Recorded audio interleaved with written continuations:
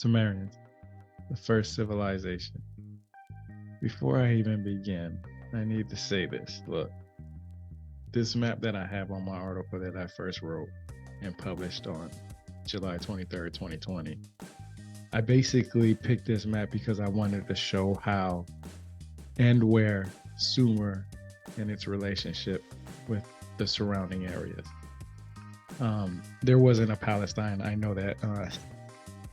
I've had a couple of people tell me when I share my article that there wasn't a Palestine when the Sumerians came around. Well, of course, there wasn't a Palestine. There wasn't Assyria, the Akkadians, Babylonians. It was just the Sumerians. And even before that, it wasn't even just the Sumerians. It was the Ubadians that inhabited Sumer first, or what is known as Sumer. So,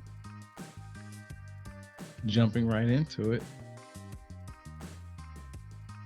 I wanted to know exactly what a civilization was. What is the criteria for a civilization? What is the accepted idea of what a civilization is? And even to this day, I still don't get or have found a good answer for that. But what I did find is, according to Oxford University, a civilization is a stage of social development identified by the formation of organized communities and permanent settlements with oral or written records and history, traditions, religious faith, laws, shared values, customs, beliefs, and artistic achievements. That's what Oxford gives as what they consider what would be a civilization. Even though Oxford has their idea of what a civilization is, I like to point out to, let's see, before I continue, I would like to point out to Margaret Mead.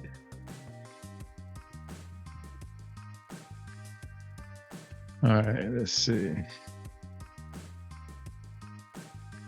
I think this is the one that I've always been reading. Yeah. So Margaret Mead thinks a healed femur was the first earliest sign of civilization. I know what I'm showing you on the page is it's asking, dear Margaret Mead, but if you read about Margaret Mead, you will learn that she has thought that the idea of a civilization began with the first healed femur, which I found interesting because when I go back to what Oxford says, I don't read any of that. But like I said, it's different ideas out there. I once took a course called The Bible in Light of the Ancient Near East by Dr. Nili Samet from Bar-Ilan University. The date for the beginning of ancient Mesopotamia was around 3200 BC. This date was given because of the first writing system, the pictographic script, which is why the Sumerians were considered the founders of the first civilization. This doesn't mean that other people like the Aboriginal Australians or the ancient Egyptians near the Nile River weren't around. From what I understand, like I said, there's different criteria on what is considered a civilization. I'll go into what Samuel Noah Kramer talks about later on, but you go from, Margaret Mead's idea of the femur, and then Oxford University with the Sumerians.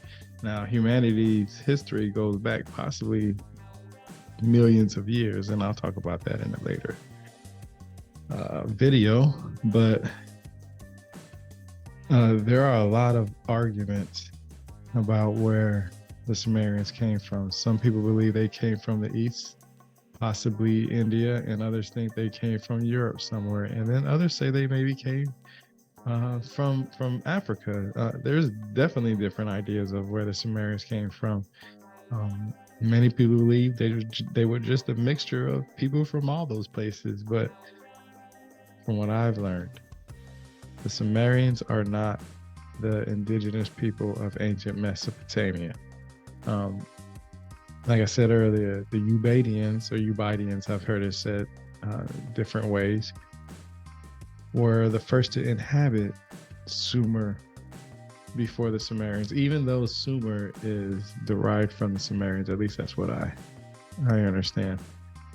So my question when I learned about the Sumerians was, where did the Sumerians originate from?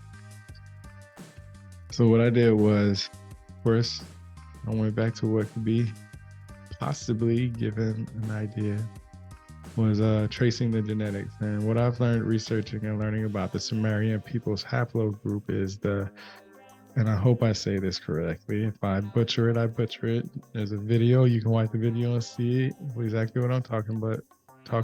But the phylogeny of Y chromosome haplogroups and their frequencies in Marsh, Arab, and Iraqi populations, haplogroups are labeled according to the Y chromosome consortium in the International Society of Genetic Genealogy. Differently from previously reported, the M365 mutation was observed in 2J1 page 08Y chromosomes. In these two subjects, M365 was observed in association with the new mutation L26 7.2, discovered while typing the M365 marker. It consists of an A to G transition at nucleotide position 159. The markers P37, M253, M223 of haplogroup I, M81, and M293 of haplogroups E and M367, M368, and M369 of haplogroup J1 were typed but not observed. If you want to, you can go to my website, www.rebirthoftheword.com. Go to my first article. You can actually click and read the article for yourself and all the information that it presents. I like to provide sources because one thing that a lot of people want to know is, where did you get your sources from? And I'll be like, okay, here. Sometimes I give them a book and they don't even care for the book because it's either too thick, because a lot of books that I share are pretty thick. Anybody that heard of Godfrey Higgins and his books know how thick some of these books can be. Some of them get thicker than that. But the mythology of God's creating humanity, reincarnation, the flood, and even the idea of vampires was first recorded in ancient Mesopotamia by the Sumerians. At least that's from what I've read from individuals like Samuel Noah Kramer, like I said before. It seems to be that the Sumerians seem to be credited for the beginning of religious ideas, even though the ancient Egyptians' civilization is right neck and neck, even comes probably before the Sumerians, depending on who you ask. And trust me, I'll get into that, and I have my sources for that too. But and I mean, these are backed up by really good individuals. But I've read this from so many different people, such as Samuel Noah Kramer, Andrew George. In many cases, you can read it from the Babylonians and the Akkadians.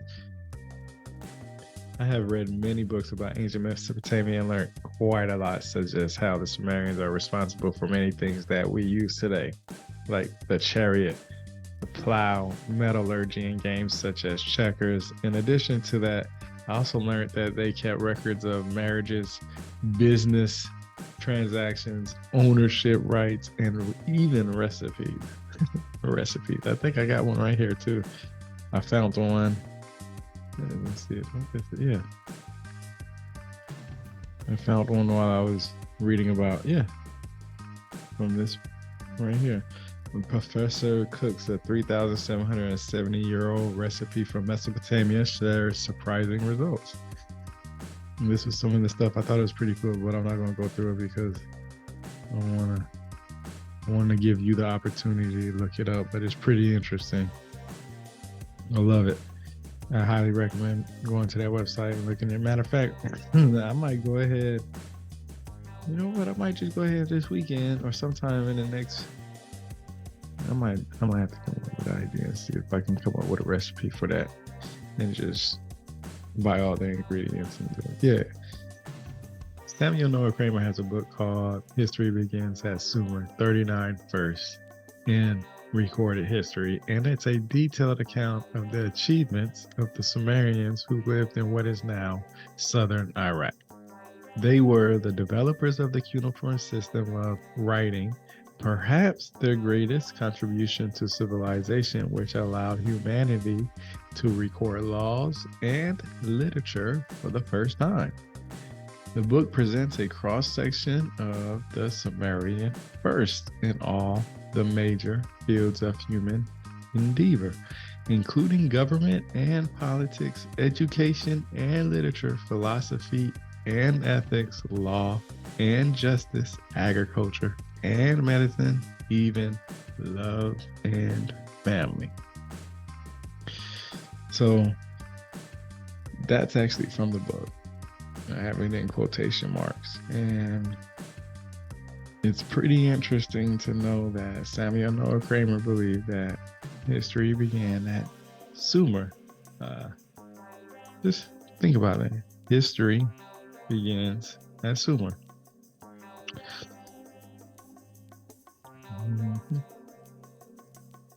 In the 19th century, European archaeologists were looking to excavate locations mentioned in the Bible, places like Babylon and Nineveh. Instead, they found and stumbled across the Sumerians by mistake. Now, that's interesting because I say that when they were searching for confirmation of their own possible religious belief, they came upon a whole much earlier one. But what I like to do is I like to read from the electronic text corpus of Sumerian literature, and they have a website. I present it right here. So you can just come to my website and click on the link right here. And you can come here. I'll just show you real quick. If you type in Anunnaki, you're not going to come up with anything because the Sumerians didn't believe in the Anunnaki as their word as choice or choice of word. Instead, their choice of word was Anuna. And you'll get everything that it says about the Anuna. Anunnaki is an Akkadian term. A lot of people say the Sumerians said the Anunnaki this and the Anunnaki that. No, the Sumerians didn't say the Anunnaki nothing. The Sumerians said the Anuna this and the Anuna that. Let's just clear that right now. But and that's how things get kind of fuzzy and mistranslated and all that. But you can go to Enki. You type in Enki, you can see all the stuff that he was written on. You can also type in Enlil in the search. Oh, see? You got Ninher Saga right here. Enki and Ninher Saga. So you can type in names. You just got to be careful of the actual Sumerian name, not the Akkadian or Babylonian version. You have to actually know, the Sumerian version. And that's where a lot of confusion comes in because people would say the Sumerians did this and the Sumerians did that, but it wasn't the Sumerians. It was either possibly the Akkadians, Babylonians, sometimes the Assyrians. I mean, it wasn't always the Sumerians. And I know that because I even presented right here on my article on my website. Below, you'll be able to read what the Sumerians recorded on cuneiform tablets according to the electronic corpus text of Sumerian literature. If you want a hard copy, they have one. I highly recommend reading this book.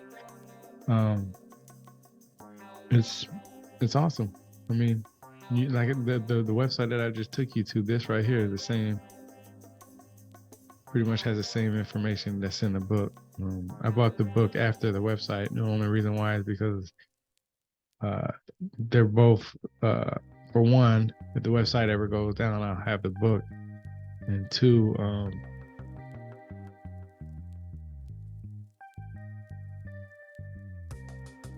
so you can come here.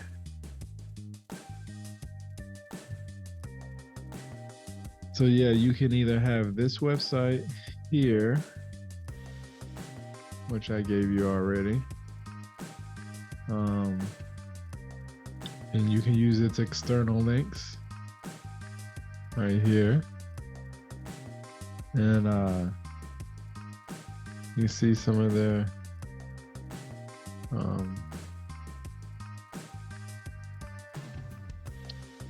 this up, where you can actually see the cuneiform tablets for themselves, see where its contributions are, stuff like that. See the art of the artifact. Okay. It gives you a little bit of information. It tells you right here languages, Akkadian. So sometimes, not all the time, everything is written in Sumerian or recorded in Sumerian. It's actually recorded in Akkadian. But let's just read some of the stuff that I found on the website. This one goes back to here. Just typing in Inky. Let's do it. So that way you can see what I'm saying. Oops, I didn't mean to do that. Let's show you Inky. And what I like to do is when I get on these pages, say I wanted to know about the flood story, I'll hit Control F right here, and then I'll type in flood. And then I can see everything that has with flood. And you'll be able to see right here. I'll be able to find exactly what I shared in my article. See? After and. Yeah. So basically, after Enlil, and after Enlil, Enki, and the Hasaka have fashioned the black-headed people. They also made animals multiply everywhere and made herds of four-legged animals exist on the plains as is befitting. So as you can see, how I have both this website, my website, and the electronic text corpus of Sumerian literature information. I sure, like I said, I want my sources. So basically I put on there because I wanted to show how this was related to to other religious texts. So basically the flood story from the electronic text corpus of Sumerian literature. After Enlil, Enki, and her saga have fashioned the black-headed people, they also made animals multiply everywhere and made herds of four-legged animals exist on the plains as is befitting. Approximately 32 lines missing. So those 32 lines that are missing is information that you have that has a more detailed story, I guess you can say. Fill in the blanks. Stories, add-ons to the stories of SCP. And I put Enki in the world order and on here in these two, or three actually, on here because I wanted to show how their relationship with the world order. You can go to my website and read these, and like I said, I provide my sources, thanks to Jeremy Black and these individuals right here. And I just wanted to basically share to you what I learned, what is considered basically the Sumerians as the founders of the first civilization. Do I believe they are the founders of the first civilization? Well, let's go back because some people may have forgotten. If I'm going off the criteria of Oxford University, okay, then I would say, yes, they are one of the first civilizations. And the only reason why I say that is because the ancient Egyptians, they come very close to what is considered the same, the civilization That is what is given to the Sumerians.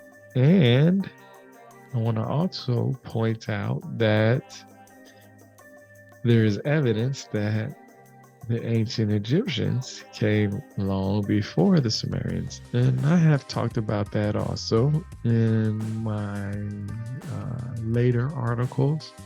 I just wanted to share this article because this is what is mostly accepted. And since it's mostly accepted, I wanted to show why it's mostly accepted, not whether I believe it or not. That doesn't matter. If you want my personal belief, you can always email me, get in contact with me, and we can have a one-on-one discussion so you can better understand. But what I'm telling you is this is what is normally accepted. And I just want to make it clear that what's always normally accepted isn't always correct. Until next time, knowledge is power.